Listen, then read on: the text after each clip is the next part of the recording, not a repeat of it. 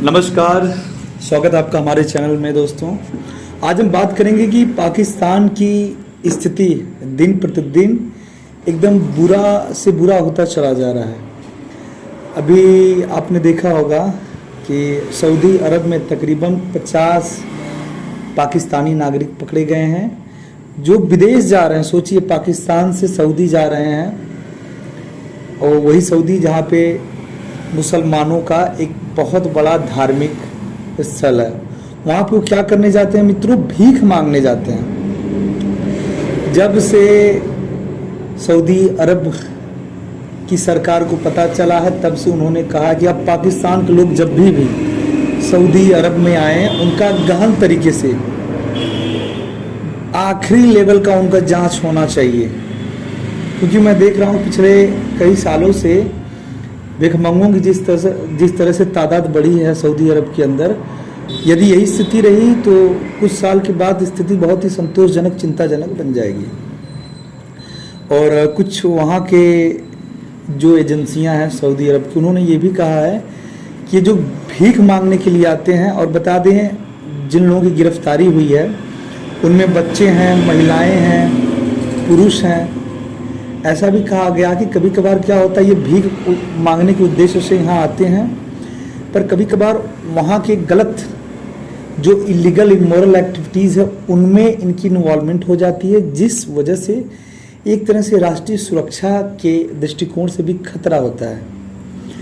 तो मैं हमेशा एक चीज़ कहूँगा कि मैं ऐसा नहीं कर रहा हूँ कि भारत जैसे देश की तुलना मैं कर रहा हूँ, क्योंकि ये बहुत बड़ी शर्म की बात है यदि मैं भारत जैसे देश की तुलना पाकिस्तान जैसे देश के साथ करूं, जहां पर स्थिति बद से बदतर होती चली जा रही है।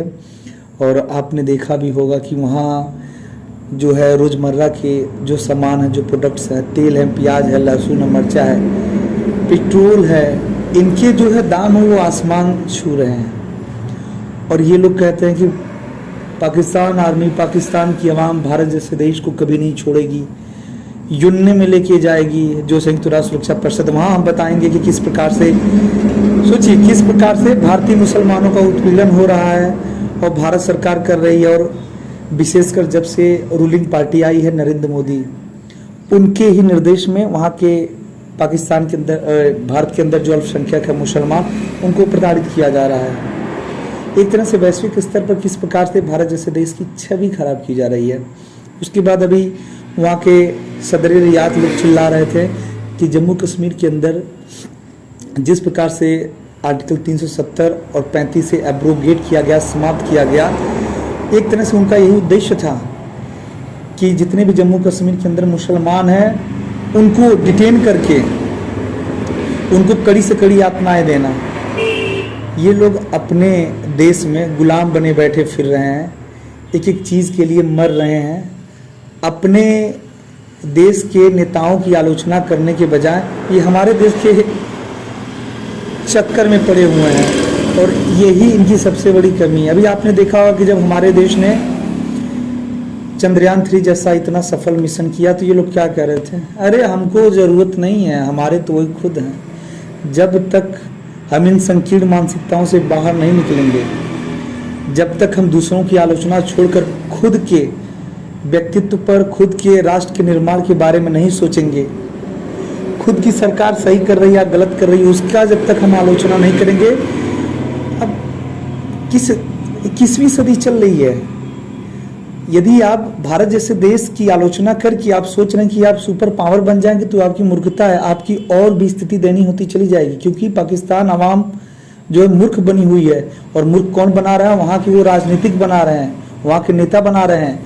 जब आप रोटी दाल चावल मांगेंगे, पेट्रोल मांगेंगे, अपने बच्चों के लिए शिक्षा मांगेंगे, रोजगार मांगेंगे, स्वास्थ्य मांग, तो कहेंगे भैया भारत ने मुझे ऐसे बोला है, इंडिया आजकल ये कह रहा है।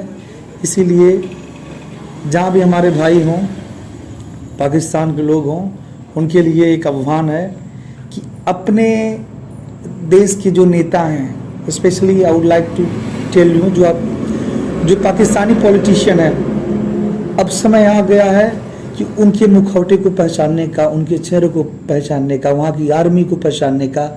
उत्पीड़न भारत नहीं कर रहा, उत्पीड़न वो लोग कर रहे हैं। आपका जो है दिशा का भटकाव करके। तो आज के लिए इतना ही, नमस्कार, धन्यवाद, लव यू।